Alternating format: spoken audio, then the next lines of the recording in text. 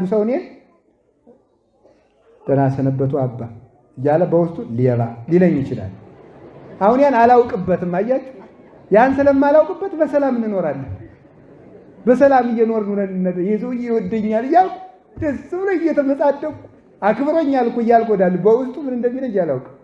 ይሄ ራሱ የእግዚአብሔር አፈጣጠሩ ድንቅ ያሰኝ በጣም እኮ ነው የሚያሰኘው። እንዳንተዋወቅ እንኳን አንድ ቀን የተገናኘውን ባልና ሚስት እኮ የሚተማሙትን እኮ ሳይናገሩት ይሞታሉ። እንኳን ደህና መጣ እያለች ይሄን እንኳን ተዋወቅ። ይሄ ማን ቸርነት? የእግዚአብሔር ቸርነት። ባል ሚስት ስለ ባል የምታስበውን ባል ቢያውቅ አንድ ቀን ሲጥ ያደርጋል። እሱ ስለሷ የሚያስበውን ብታውቅ አንድ ቀን መርዝ ሰታ ተገለዋል። እግዚአብሔር ግን ቸር ነው። የሁሉ ሰውረን እንድንኖር አድርጎናል። ስውር አድርጎ የፈጠረን ለራሱ ለዚህ ነው።